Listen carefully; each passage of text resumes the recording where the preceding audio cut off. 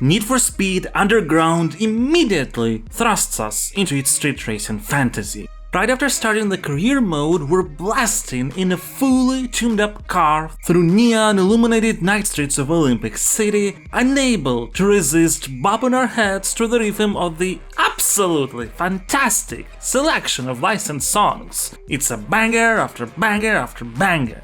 And then it's revealed that we're only daydreaming. Or night dreaming, I guess? Our avatar just entered the street racing scene with nothing but one of the available starter cars of our choice, and it's up to us to rise through the ranks and become the best street racer Olympic City has ever seen.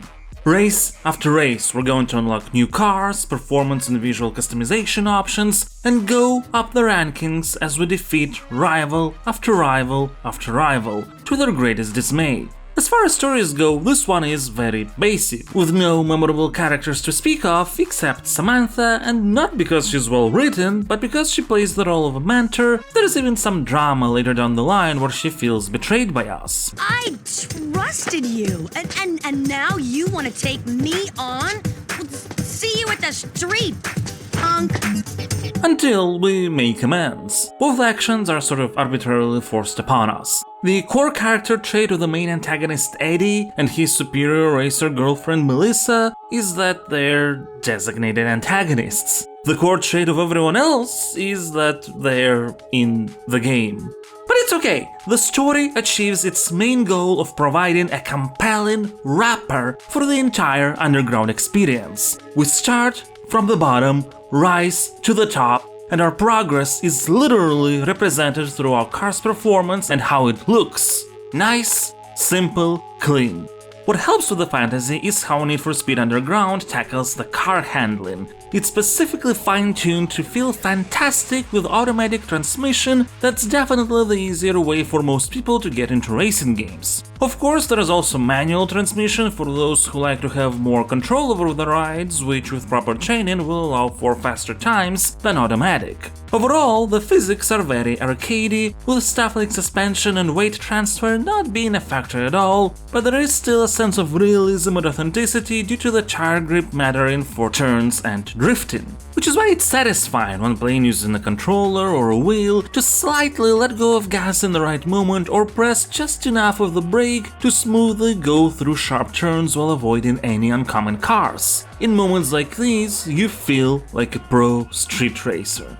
That being said, there's something really weird going on with collision physics. It's like cars suddenly become weightless after crashing. From what I can gather, Need for Speed Underground attempts to push cars back on track, hence the sudden change of weight. That feels fun and keeps the flow when it works. When it doesn't, which is in the majority of cases, things can become really messy, really quick, especially considering that a little touch is enough to activate this weightless mode. At least opponent AI cars seem to have the same issues, which works in our favor until they decide to cheat. In the career campaign, rubber banding is mandatory. For anyone who isn't aware, rubber banding is the concept of slowing down opponents in front of you and making those behind go faster. The idea is to make races feel more exciting by making sure that if you're first, you don't just get a lead so big that there is no challenge anymore, and if you're last, you can still potentially win. Now, not all rubber banding is made equal, and Need for Speed Underground itself is an example of both good and bad rubber banding. In the first part of the career, I would say it works great. If you happen to fail often enough to get into the last position, the only way to catch up is if you drive almost perfectly, without colliding or slowing down. If you keep playing perfectly while in the first position, you can gain enough advantage that it will take a couple of fails before opponents get close. And if you're anywhere in between in terms of success, there's a pretty fun back and forth, and it's cool that sometimes the rival cars can try aggressively pushing you, which is a valid strategy against them too. The point is, your performance matters.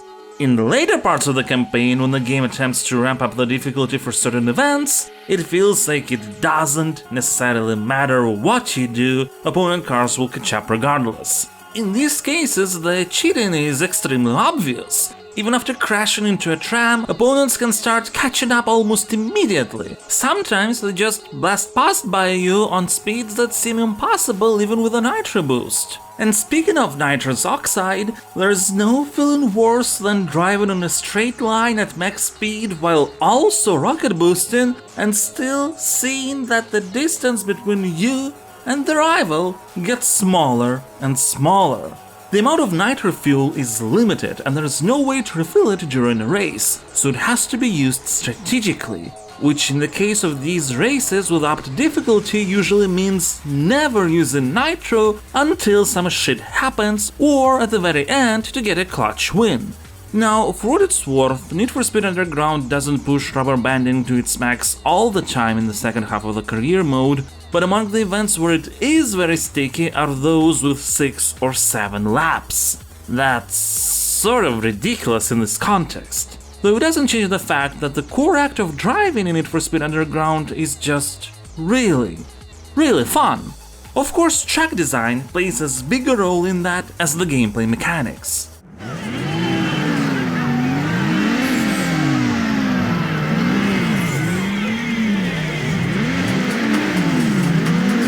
Now, obviously, the core part of any track is the actual race line. The variety in width of the road and camber of the turns is core to any racing regardless if it's simulation or arcade, as they define the best entry points, how one can clip through by threading the needle so to speak, where it's best to do some drifting, overtaking opportunities, and so on.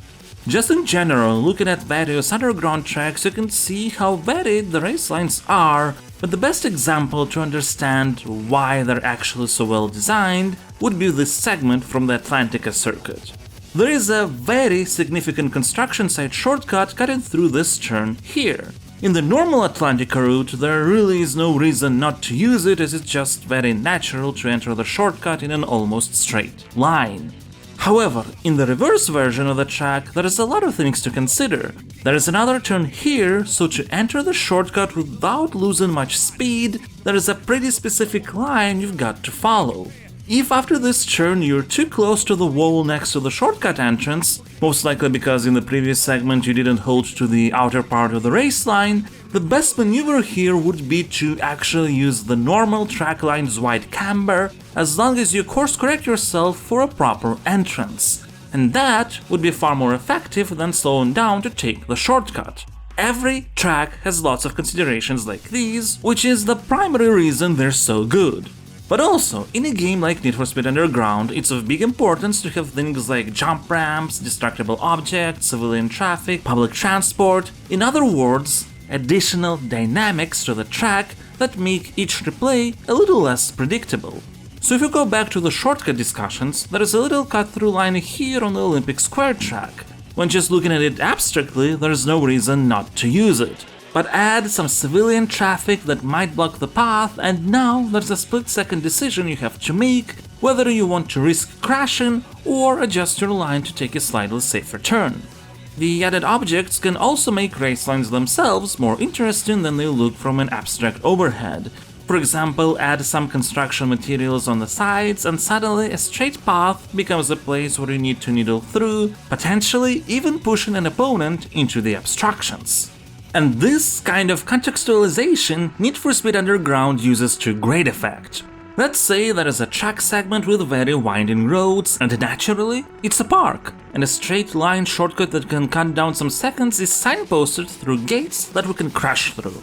What about a straight thin road that's extremely bumpy? Seems fitting for slums. Lots of pillar-like objects? A tunnel it is. These segments obviously provide different challenges, and one smart thing that the game does is that instead of making too many variations on the same challenge types, it shares a bunch of these chunks between tracks in various configurations. This works atmospherically and helps with the feeling that all action takes place in a single city as the landmarks become familiar. But also, on that Atlantica example, we have discussed how important segments leading in and out are. Inner City reuses the same construction side part from Atlantica, but because the lead-in and out of that segment are entirely different, the way we have to drive and make decisions is also entirely different. And that's why, even though technically there's reuse, there's also a feeling of variety.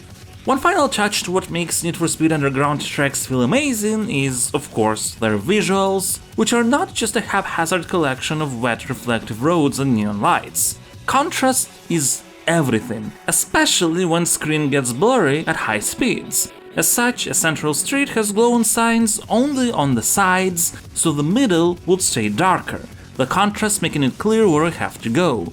Lampposts, trees, even specific unique landmarks, all are smartly used to create a sense of direction. Even random cars used for traffic, you will never see muted colors like black, no, it will be something instantly visible and contrasting the existing environments like white, red or blue.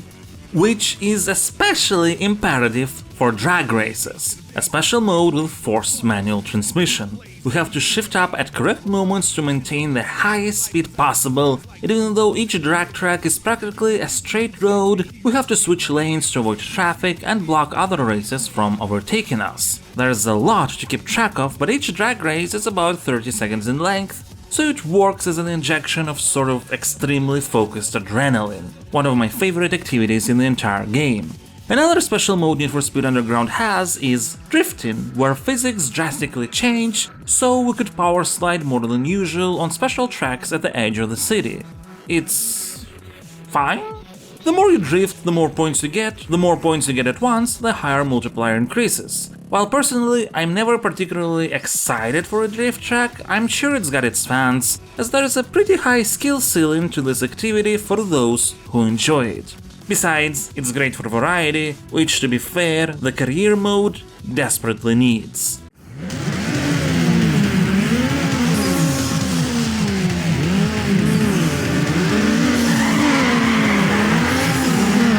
I think the amount of racetracks Need for Speed Underground has is totally respectable. 8 circuit tracks, 8 sprint tracks, 6 drag race tracks and 8 drift tracks, and the reverse variations. But here's the thing, the career mode has 112 events, some of which are tournaments where we have to complete several tracks in a row. The game's content is really spread thin, and what surprises me is that sometimes the same tracks are reused very close to each other. This makes sense in the beginning, since all cars, performance upgrades and tracks have to be unlocked by progressing through the campaign, and by the way, only then they will become available in quick race mode as well. It is also not bad to revisit a track in principle, since performance upgrades over time pretty drastically change the top speed, acceleration, handling, so going through the same race at different points of progression doesn't actually feel the same. But it is weird though that even in later stages of the career mode with a variety of tracks already unlocked, Need for Speed Underground still can reuse the same ones in close succession to each other. And while it does change the amount of laps, traffic, and the strength of the opponent rubber band AI, in this case the surface level variety of what track is actually used is more important. Another thing I also don't understand is why Need for Speed Underground has money. It's useless. While we do technically have to buy everything we unlock, there's simply not enough things to spend money on. And in the campaign all cars are trade-ins, meaning you don't buy a new car but change to a different one, paying or getting the difference in cash. So for all intents and purposes we can assume money doesn't exist in Underground.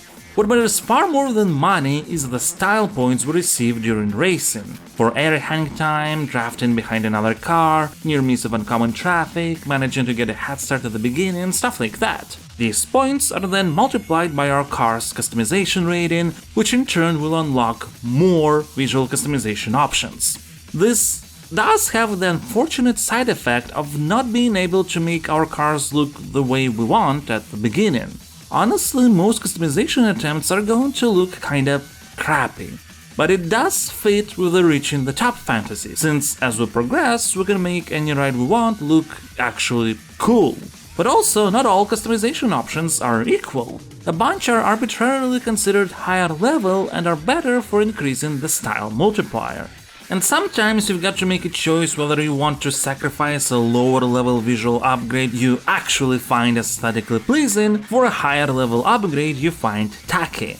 And it's kinda important since as we progress and achieve various requirements, our current car will be saved on covers of various magazines. Which, to be fair, atmospherically is a nice touch. Need for Speed Underground is full of nice touches, really. For all its flaws, the game perfectly captures the fantasy it wants to depict. And of course, should one want to go beyond single player, there is also multiplayer, split screen and online modes. And yes, it's still possible to play Underground online even today, thanks to fan efforts, with cross-platform functionality between PC and PlayStation 2 still existing as well. And with that, I think it's time to score Need for Speed Underground with my Stasocritic rating system.